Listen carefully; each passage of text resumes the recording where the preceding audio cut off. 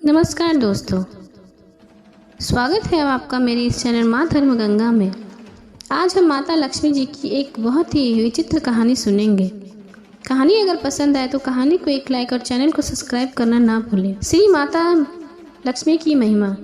एक दिन लक्ष्मी जी की बड़ी बहन ज्येष्ठा ने उनसे कहा, बहुत दिनों से एक बात मेरे मस्तिष्क में कौंध रही है, सोचती हूँ तुमसे पूछूं या नहीं। ऐसी क्या बात है बहन? मन में जो कुछ भी है निसंकोच पूछो। वैसे भी कोई बात मन में रखकर उसका समाधान कर लेना ही बुद्धिमानी नहीं है। लक्ष्मी जी ने मुस्कुराकर कहा, मैं अक्सर यह सोचती रहती हूँ कि सुंदरता में हम दोनों बराबर हैं, फिर भी लोग तुम्हारा आदर करते हैं और मैं जहाँ भी जाती हूँ वहाँ उदासी छा जाती है।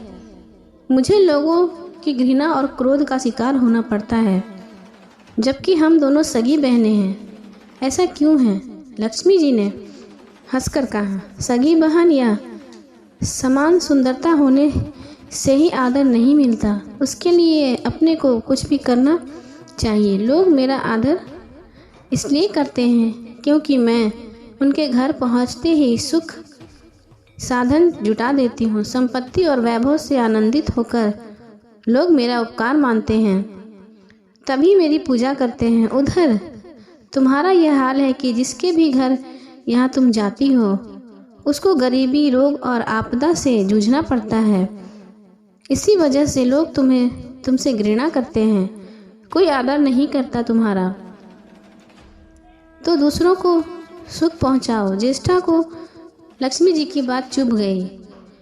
उन्हें लगा कि लक्ष्मी जी को अपनी महिमा का अभिमान है।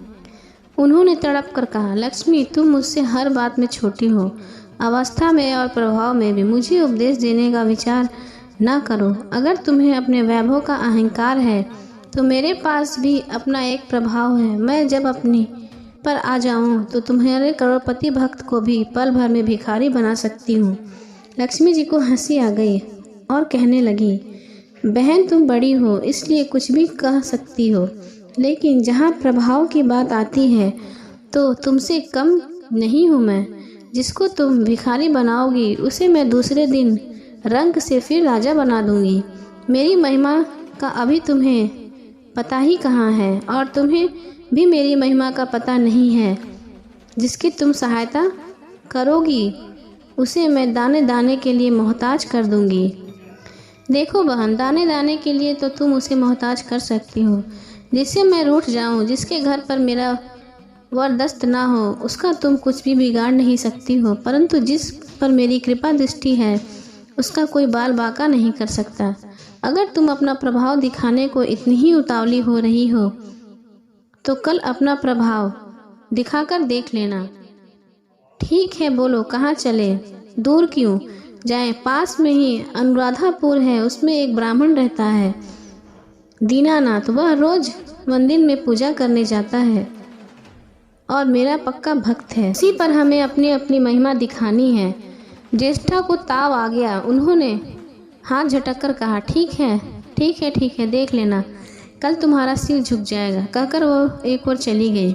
लक्ष्मी जी वहीं खड़ी रहीं, बहन के क्रोध और अहंकार को पर मुस्कुराती रहीं। दूसरे दिन दोनों बहनें अनुराधापुर के विष्णु मंदिर में पहुंची। उन्होंने वेश बदल कर रखा था। साधारण सी स्त्री की तरह वे दोनों मंदिर के द्वार पर बैठ गई।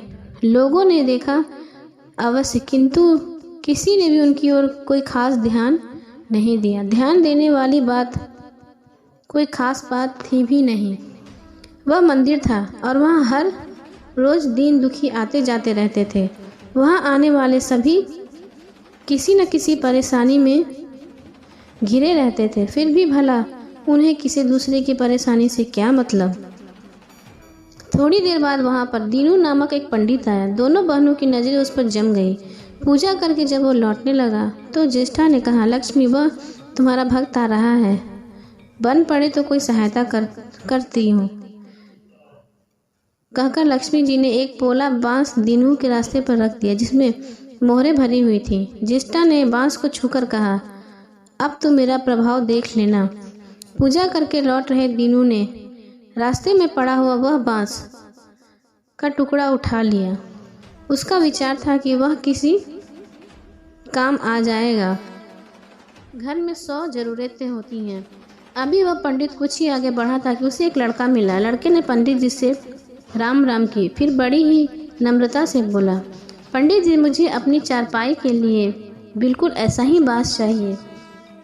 दादाजी ने यह कहकर भेजा है कि जाओ बाजार से ले आओ। ऐसा बांस पंडित जी कहाँ मिलेगा? दीनू ने कहा, मैंने मोल नहीं लिया, रास्ते में पड़ा हुआ था सो उठा लाया। लो, तुम्हें ज़रूरत है तो तुम ही इसे रख लो।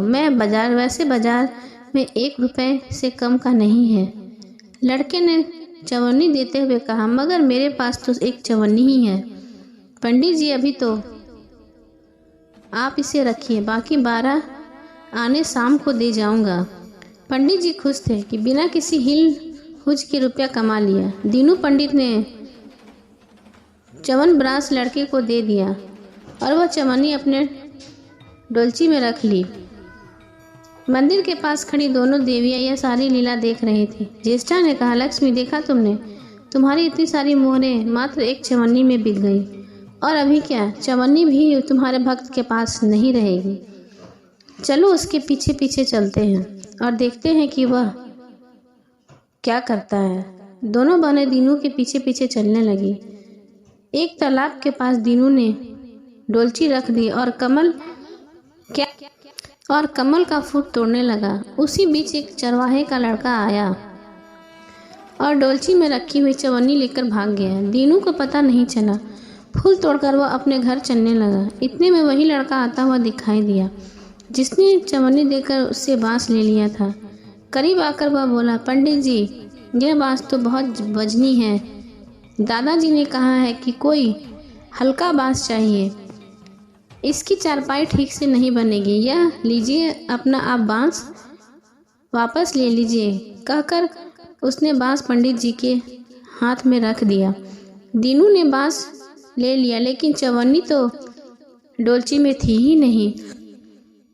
बेटा, चवन्नी तो कहीं गिर गई, तुम मेरे साथ चलो, वहाँ मैं दूसरी दूंगा। इस समय मेरे पास एक भी पैसा नहीं है। तब आप जाइए, मैं शाम को आकर घर से ले लूँगा। यह कहकर लड़का अपनी राह लौट गया। बांस फिर से पंडित जी के पास आ गई और लक्ष्मी जी हौले से मुस्कुराई। उनको इस प्रकार मुस्कुराता देख ज्येष्ठा मन ही मन जल उठी। वह बोली, अभी तो खेल शुरू हुआ है, देखती चलो कि मैं इसे कैसे तिगनी का नाच नचवाती हूँ। दीनू बेचारा इन सब बातों से बेखबर अपनी ही धुन में आगे बढ़ा चला जा रहा था। उसे क्या पता था कि वह शतरंज का मोहरा बना हुआ है। वह तो धूप छांव की भांति दोनों बहनों का प्रभाव सहता चुपचाप चला जा रहा था। आगे चलकर गांव का एक अहीर मिला। उसने दीनू की चवन्नी वापस करते हुए बताया, पंडित जी, मेरा लड़का आपकी डोलची से यह चवन्नी उठा लाया था। वह बड़ा ही शैतान है। मैं आपकी वही चवन्नी लौटाने आया हूँ। हो सके तो उस शैतान को माफ़ कर दीजिएगा। दीनू ने आशीर्वाद देकर चवन्नी ले ली और प्रसन्न मन से उस लड़के को पुकारने लगा जो शाम को आकर घर चवन्नी लेने जाने वाला था। आवाज़ सुनकर लड़का लौट कर आया। अपनी चवन्नी वापस पाकर वह भी बहुत प्रसन्न हो गया। दीनू पंडित निश्चित मन से घर में की ओर बढ़ने लगा। उसके हाथ में एक पूजा की डोलची और दूसरे में 5 हाथ का लंबा बांस रहा। चलते दीनू ने सोचा, बांस तो काफ़ी वजनी है तो मजबूत भी होगा क्योंकि ठोस है। इससे दरवाजे के छप्पर में लगा दूंगा। कई साल के लिए बिल्ली से छुटकारा मिल जाएगा। ज्येष्ठा को उसके विचार पर क्रोध आ गया। लक्ष्मी जी के प्रभाव से दिन को लाभ होता देख वह मन ही मन बुरी तरह जल रही थी। जब उन्होंने देखा कि पंडित का घर करीब आ गया है तो कोई उपाय न पाकर उन्होंने दिन को मार डालने का विचार किया। उन्होंने कहा, लक्ष्मी, धन संपत्ति तो मैं छीन लेती हूँ, अब तुम्हारे भक्त के प्राण भी ले लूँगी। देखो वह किस तरह तड़प तड़प कर मरता है। और वहाँ से तुरंत एक सांप बनकर दीनू की ओर दौड़ने लगी। लक्ष्मी जी ने तनिक भी घबराहट नहीं हुई। वह उसी तरह खड़ी मुस्कुराती रही। सहसा दीनू चौंक पड़ा। एक भयानक सांप फन उठाए उसकी ओर झपटा। प्राण तो सभी को प्रिय होते हैं, उपाय रहते कोई अपने को संकट में नहीं पड़ने देता।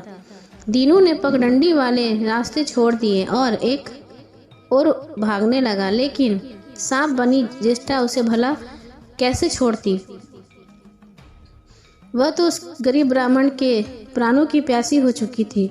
वह भी दीनू के आगे पीछे दाएं बाएं बराबर दौड़ती रही।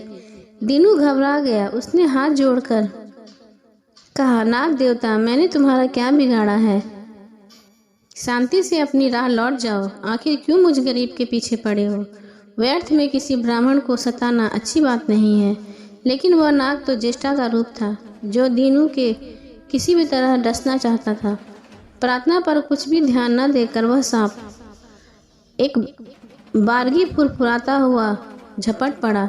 जब दीनू ने देख लिया कि बिना संघर्ष किए अब जान नहीं बचेगी, तो उसने प्राण रक्षा के लिए भरपूर जोर लगाकर उसी बांस से सांप को के ऊपर दे मारा। धरती से टकराते ही बांस के 2 टुकड़े हो गए और उसके भीतर भरी हुई मोहरें खन खनाकर बिखर गई, जैसे लक्ष्मी जी हंस रही हूँ।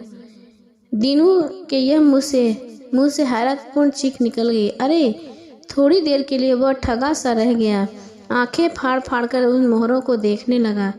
एक पल के लिए तो वह सांप को भूल ही गया था, परंतु फिर जैसे उसने झटका लगा, सांप का ध्यान आते ही उसने उसकी ओर गर्दन घुमाई तो देखा कि बांस की चोट से सांप की कमर टूट गई है और वह लहूलुहान अवस्था में झाड़ी की ओर भागा जा रहा है। दूसरे क्षण वह मोहरे पर लौट गया और कहने लगा, तेरी जय हो लक्ष्मी माता। जीवन भर का दरिद्रता आज दूर हो गया। तेरी महिमा कौन जान सकता है। चलो अब घर में बैठकर तुम्हारी पूजा आरती करूँगा। और फिर जल्दी जल्दी उसने सारी मोहरों को अंगोछे में बांध लिया और लंबे लंबे कदमों से घर की ओर चल दिया। पीछे एक पेड़ की छाया में खड़ी लक्ष्मी अपनी बहन ज्येष्ठा से मुस्कुराकर पूछ रही थी, कहो बहन, सच बताना, बड़प्पन की था मिली अभी नहीं। बड़प्पन किसी को कुछ भी देने का ही है, उससे छीनने का नहीं। ज्येष्ठा ने कोई उत्तर नहीं दिया। वह चुपचाप उदास खड़ी रही। लक्ष्मी जी ने उनका हाथ पकड़कर कहा, फिर भी हम दोनों बहनें हैं, जहाँ रहेंगी साथ साथ रहेंगी। आओ अब चलें।